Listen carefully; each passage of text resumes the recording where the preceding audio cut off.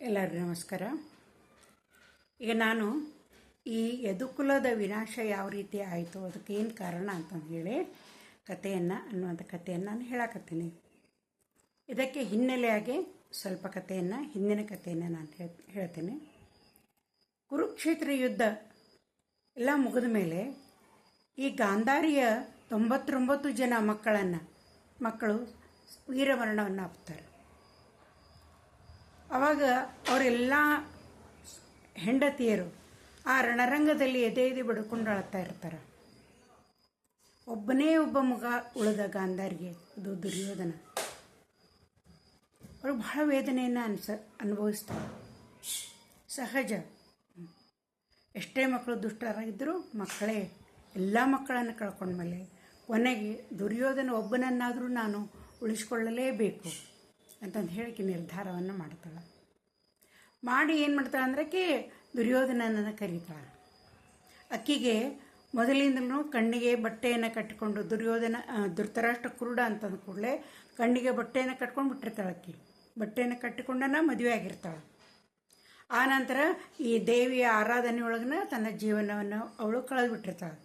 ಹೀಗಾಗಿ ಅವಳಿಗೆ ದಿವ್ಯ ಶಕ್ತಿ ಪ್ರಾಪ್ತ ಆಗಿರ್ತೈತಿ.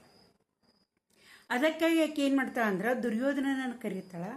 ನೀನು ನಾಳೆ ಸೂರ್ಯೋದಯಕ್ಕಿಂತ ಮೊದಲು ನೀನು ಹೋಗಿ ಗಂಗಾ ನದಿಯೊಳಗೆ ಸ್ನಾನ ಮಾಡು, ಮೈ ಮೇಲೆ ಚೂರು ಬಟ್ಟೆ ಇರದೆ ನೀ ನಗ್ನನಾಗಿ ನನ್ನ ಎದುರಿಗೆ ಬಾ, ಅಂತಃಪುರಕ್ಕೆ ಬಾ ಅಂತ ಹೇಳ್ತಾಳೆ. ಆ ದುರ್ಯೋಧನ ಆಯಿತು ಅಂತ ಹೇಳಿ ಮರುದಿನ ನಸುಕಿನೊಳಗೆ ಹೋಗಿ ಸ್ನಾನವನ್ನು ಮಾಡಿ ನಗ್ನನಾಗಿ ಆತ ಬರ್ತಾ ಇರ್ತಾನೆ. ಈ ವಿಷಯ ಕೃಷ್ಣನಿಗೆ ಗುರ್ತಾಕೈತಿ. ಸರ್ವಾಂತರ್ಯಾಮಿ ಅವನು ಗುರ್ತಾಗಿ ಏನು ಮಾಡ್ತಾನೆ ಅಂತಂದ್ರೆ ಅವನು ಆ ದುರ್ಯೋಧನ ಎದುರಿಗೆ ಬರ್ತಾನೆ. ದುರ್ಯೋಧನ ಎದುರಿಗೆ ಬಂದ ಕೇಳ್ತಾನೆ, ಏನು ದುರ್ಯೋಧನ, ಏನು ಹಿಂಗ್ಯಾಕೆ ಹೊಂಟಿ ನೀನು ಅಂತೇಳಿ. ಅವು ದುರ್ಯೋಧನ ಹೇಳ್ತಾನೆ, ಇಲ್ಲ ನನ್ನ ತಾಯಿ ಗಂಗಾ ನದಿ ಸ್ನಾನ ಮಾಡಿ ಬಾ ಅಂದ, ಅದಕ್ಕೆ ನಾನು ಹೊಂಟೀನಿ. ಹೌದಪ್ಪ, ಆದರೆ ಹಿಂಗ್ಯಾಕೆ ಹೊಂಟಿ ಪೂರ್ತಿ ನಗ್ನನಾಗಿ? ನೀನೀಗ ಬಾಲಕ ಅಲ್ಲ, ಸಣ್ಣವನಲ್ಲ, ನೀನು ದೊಡ್ಡವನಾಗಿದ್ದೀ. ಈ ರೀತಿ ಹೋಗಬಾರ್ದು. ಹೆತ್ತ ತಾಯಿ ಆದರೆ ಏನಾಯ್ತು? ನೀನು ಬಾಳೆ ಎಲೆಯಿಂದ ನಿನ್ನ ಸೊಂಟವನ್ನಾದರೂ ಮುಚ್ಚಿಕೊಂಡು ನೀನು ಹೋಗು ಅಂತ ಹೇಳಿ ಆಕೆ ಹೇಳ್ತಾಳೆ. ಅವ ಹೌದು ಅನ್ನಿಸ್ತೈತಿ, ಸಂಕೋಚ ಆಗ್ತಿರ್ತೈತೆ ಆತನಿಗೂ ಕೂಡ ಹಾಗೆ ಹೋಗೋದು ಅಂಥೇಳಿ. ಒಂದು ದೊಡ್ಡ ಬಾಳೆ ಎಲೆಯನ್ನು ಕೊಯ್ದುಕೊಂಡು ಏನು ಮಾಡ್ತಾನವ, ತನ್ನ ಒಂದು ನಡುವಿನ ಭಾಗಕ್ಕೆ ಅವನು ಅದನ್ನು ಸುತ್ತಿಕೊಂಡು ಗಾಂಧಾರಿ ಎದುರಿನಲ್ಲಿ ಬರ್ತಾನೆ, ಅಂತಃಪುರಕ್ಕೆ ಬರ್ತಾನೆ. ಗಾಂಧಾರಿ ಕೇಳ್ತಾಳೆ, ಬಂದೆಯಾ ಮಗನೇ, ಸ್ನಾನ ಮಾಡಿ ಬಂದೇನು ಅಂತೇಳಿ. ಹೌದು, ಸ್ನಾನ ಮಾಡಿ ಬಂದೆ ಅಂತ ಹೇಳ್ತಾನೆ. ಪೂರ್ತಿ ನಗ್ನನಾಗಿ ಅದೆಯಾ ಅಂತ ಕೂಡ ಹೌದು ಅಂತ ಹೇಳ್ತಾನೆ. ಅಂದ ಕೂಡಲೇ ಅವಾಗಕ್ಕೆ ಏನು ಮಾಡ್ತಾಳೆ ಅಂತಂದ್ರೆ ತನ್ನ ಕಣ್ಣಿಗೆ ಕಟ್ಟಿಕೊಂಡಂಥ ಬಟ್ಟೆಯನ್ನು ಬಿಚ್ಚಿ ಆ ದುರ್ಯೋಧನನ ನೆತ್ತಿಯ ತುದಿಯಿಂದ ಆತನನ್ನು ನೋಡ್ಕೋತ ಬರ್ತಾಳೆ ಸಾವಕಾಶವಾಗಿ. ಅಕ್ಕಿ ಹೆಂಗೆ ನೋಡ್ಕೊತ ಬರ್ತಾಳಲ್ಲ, ಹಂಗೆ ಆತನ ದೇಹ ವಜ್ರ ದೇಹಿ ಹಾಕ್ಕೊಂತ ಹೋಗ್ತೈತಿ. ಇಡೀ ದೇಹವನ್ನಾಕಿ ನೋಡ್ತಾ ಬರ್ತಾಳ. ಬಂದು ಆ ನಂತರ ಈ ನಡುವಿನ ಭಾಗಕ್ಕೆ ಬಂದ ಕೂಡಲೇ ಅಲ್ಲಿ ಆತ ಬಾಳೆ ಎಲೆಯನ್ನು ಸುತ್ತಿಕೊಂಡು ಬರ್ತಿರ್ತಾನೆ. ಅವಾಗ ಆಕಿಗೆ ಆಘಾತಕ್ಕೈತಿ. ಯಾಕೆ ಮಗನೇ, ಹಿಂಗ್ಯಾಕೆ ನೀ ಬಾಳೆ ಎಲೆಯನ್ನು ಸುತ್ತಿಕೊಂಡಿದಿ ಅಂದ ಕೂಡಲೇ ದುರ್ಯೋಧನ ಹೇಳ್ಬಿಡ್ತಾನೆ, ಹೌದು ಕೃಷ್ಣ ನನಗೆ ನೀ ಹಂಗೆ ಹೋಗ್ಬೇಡ, ಸುತ್ತಕೊಂಡು ಹೋಗು ಅಂತ ಹೇಳ್ದ. ನನಗೂ ಕೂಡ ಸಂಕೋಚ ಅನ್ನಿಸ್ತು ಅಮ್ಮ, ಅದಕ್ಕಾಗಿ ನಾನು ಬಾಳೆ ಎಲೆ ಸುತ್ತಿಕೊಂಡು ಬಂದೆ ಅಂತ ಹೇಳ್ತಾನೆ. ಆಕೆಗೆ ಭಾಳ ಇದನ್ನಾಗ್ತೈತಿ. ಅಂದ್ರೆ ಹಾಗೆ ಪಾದದವರೆಗೆ ತನ್ನ ದೃಷ್ಟಿಯನ್ನು ಹರಿಸ್ತಾಳೆ.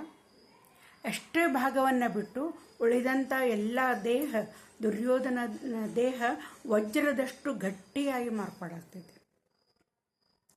ಆನಂತರ ಆ ದಿನ ಅವನಿಗೆ ಮತ್ತು ಭೀಮನಿಗೆ ಯುದ್ಧ ನಡೀತಾ ಇರ್ತೈತಿ. ಅಂದರೆ ದುರ್ಯೋಧನ ಒಬ್ಬನ ಆಗ್ತಾನಲ್ಲ, ಎಲ್ಲ ಹಿರಿಯರು ಎಲ್ಲರೂ ಸತ್ತಿರ್ತಾರೆ, ಸೇನೆನೂ ಎಲ್ಲ ಸತ್ತು ಬಿಟ್ಟಿರ್ತೈತಿ, ಒಬ್ಬನೇ ಒಬ್ಬ ಉಳಿದಿರ್ತಾನೆ. ಆವಾಗ ಈ ಕೃಷ್ಣ ಹೇಳ್ತಾನ, ನೋಡಪ್ಪ ದುರ್ಯೋಧನ, ನೀ ಎಲ್ಲರ ಜೋಡಿನೂ ಯುದ್ಧ ಮಾಡೋಕೆ ಎಲ್ಲರೂ ನೀನು ಬರುವುದಿಲ್ಲ. ನೀನು ಕೇವಲ 5 ಮಂದಿ ಪಾಂಡವರಲ್ಲಿ ಯಾರನ್ನಾದರೂ ಒಬ್ಬರನ್ನ ನೀ ಆಯ್ಕೆ ಮಾಡ್ಕೊ, ಅವರು ಮಾತ್ರ ನಿನ್ನ ಜೊತೆ ಯುದ್ಧವನ್ನು ಮಾಡ್ತಾರ ಅಂತಂದು ಹೇಳ್ತಾನೆ. ಅವಾಗ ದುರ್ಯೋಧನ ಏನಂತಾನ, ಭೀಮನೊಂದಿಗೆ ನಾನು ಹೋರಾಡ್ತೀನಿ ಅಂತ ಹೇಳ್ತಾನೆ. ಮೊದಲಿಂದಲೂ ಭೀಮನಿಗೆ ಮತ್ತು ದುರ್ಯೋಧನಿಗೆ ಆಗಿ ಬರೋದಿಲ್ಲ, ಬಹಳಷ್ಟು ಹಾಗೆ ಇದ್ದದ್ದಿರ್ತೈತಿ. ಅದಕ್ಕಾಗಿ ತನ್ನ ಸರಿಸಾಟಿಯಾಗಿ ಆತ ಭೀಮನನ್ನೇ ಆಯ್ಕೆ ಮಾಡ್ಕೊತಾನೆ. ಇಬ್ಬರೂ ಜೋರಾಗಿ ಕಾಳಗೈತದ್ದು ಶುರುವಾಗ್ತೈತಿ. ತಮ್ಮ ಗದೆಯಿಂದ ಇಬ್ಬರು ಒಬ್ಬರನ್ನೊಬ್ಬರು ಬಡದಾಡಕ್ಕೆ ಶುರು ಮಾಡ್ತಾರೆ, ಯುದ್ಧವನ್ನು ಶುರು ಮಾಡ್ತಾರೆ, ಕದನವನ್ನು.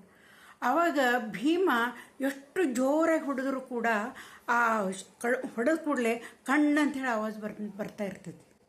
ಅಷ್ಟೊಂದು ಕಠಿಣವಾದಂಥ ದೇಹ ಆಗಿರ್ತೈತಿ ದುರ್ಯೋಧನಂದು. ಭೀಮ ಅವನ ನೆತ್ತಿಯ ಮೇಲೆ ಜೋರಾಗಿ ಬಡಿತಾ ಇರ್ತಾನೆ. ಆದರೂ ದುರ್ಯೋಧನ ಪುಟದು ಮತ್ತೆ ಹೇಳ್ತಾ ಇರ್ತಾನೆ. ಅದರ ದುರ್ಯೋಧನ ಹೊಡೆದಂಥ ಏಟು ಭೀಮನಿಗೆ ಬಹಳ ತೀವ್ರತರವಾದಂಥ ನೋವನ್ನು ಕೊಡುತ್ತಿರ್ತಾವೆ. ಆದರೆ ಎಷ್ಟೋ ಪ್ರಯತ್ನ ಮಾಡಿದ್ರೂ ಕೂಡ ದುರ್ಯೋಧನನಿಗೆ ಯಾವುದೇ ಪೆಟ್ಟಾಗೋದಿಲ್ಲ. ಮತ್ತು ಈತ ಎಷ್ಟೇ ಕಷ್ಟಪಟ್ಟು ಅವನ ಮೇಲೆ ಗದೆಯನ್ನು ತಿರುಗಿಸಿ ಹೊಡೆದ್ರೂ ಕೂಡ ದುರ್ಯೋಧನನಿಗೆ ಏನೂ ಆಗೋದಿಲ್ಲ. ಎಷ್ಟೋ ಹೊತ್ತು ಈ ರೀತಿ ಕದನ ನಡೆದ ಮೇಲೆ ಭೀಮ ಬಳಲಿ ಬಿಡ್ತಾನೆ. ಯಾಕಂತಂದ್ರೆ ಅವನು ಎಷ್ಟೇ ಜೋರಾಗಿ ಎಷ್ಟೇ ರೀತಿಯ ಯುದ್ಧಗಳನ್ನು ಮಾಡಕತ್ರೂ ಕೂಡ ಅದು ಸಫಲ ಆಗೋದೇ ಇಲ್ಲ. ಅವಾಗೇನಾಗ್ತೈತಿ, ಕೃಷ್ಣನಿಗೆ ಇದೆಲ್ಲ ಗೊತ್ತಾಗಿರ್ತೈತಲ್ಲ, ಕೃಷ್ಣ ಏನು ಮಾಡ್ತಾನೆ, ಭೀಮನ ಗಮನವನ್ನು ತನ್ನ ಕಡೆ ಸೆಳಿತಾನೆ.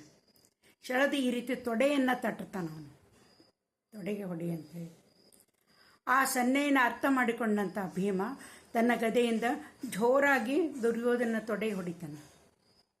ಹೊಡೆದ ಕೂಡಲೇ ಏನಂತಂದ್ರೆ ತೀವ್ರತರವಾದಂಥ ಪೆಟ್ಟು ಹತ್ತಿ ಅಲ್ಲಿ ಬಾಳೆ ಎಲೆನ ಸುತ್ತಕೊಂಡಿರ್ತಾನಲ್ಲ ದುರ್ಯೋಧನ, ಅಲ್ಲಿ ಅವನು ವಜ್ರದೇಹಿ ಆಗಿರೋದೇ ಇಲ್ಲ ಭಾಗ. ಅದಕ್ಕೆ ಅವ ಏನಂತಂದ್ರೆ ಕೆಳಗೆ ಬಿದ್ದು ಬಿಡ್ತಾನೆ ಮತ್ತು ಮರಣವನ್ನು ಅತಾಪ್ತಾನೆ. ಇದನ್ನು ಕೇಳಿದಂಥ ಗಾಂಧಾರಿಗೆ ಆಗಲಿ ಧೃತರಾಷ್ಟ್ರನಿಗೆ ಆಗಲಿ ಎಲ್ಲರಿಗೂ ಬಹಳಷ್ಟು ಆಘಾತ ಆಗ್ತೈತಿ. ಮುಂದೆ ಆತ ಆ ವೈಶಂಪಾಯನ ಒಂದು ಸರೋವರದ ಸಮೀಪ ಆತನ ದೇಹ ಬಿದ್ದಿರ್ತೈತಿ. ಬಿದ್ದಾಗ ಏನಂತಂದ್ರೆ ಒಂದು ಮರ್ಯಾದೆಯಂತೆ ಅವನ ಅಂತ್ಯ ಸಂಸ್ಕಾರವನ್ನು ಎಲ್ಲರೂ ಮಾಡ್ತಾರೆ, ಎಲ್ಲರೂ ಸೇರಿ ಮಾಡ್ತಾರೆ. ಆ ನಂತರ ಏನಾಗ್ತೈತಿ ಅಂತಂದ್ರೆ ಈ ಕೃಷ್ಣ ಇದ್ದವ ಈ 5 ಪಾಂಡವರನ್ನ ಕರೆದುಕೊಂಡು ಈ ಅಂತಃಪುರಕ್ಕೆ ಬರ್ತಾನೆ. ಗಾಂಧಾರಿ ಮತ್ತು ಧೃತರಾಷ್ಟ್ರನ ಅಂತಃಪುರಕ್ಕೆ ಬರ್ತಾನೆ. ಮುಂದೆ ಏನಾಯ್ತು ಅನ್ನೋದನ್ನು ನಾನು ನಾಳಿನ ಕಥೆಯೊಳಗೆ ಹೇಳ್ತೇನೆ.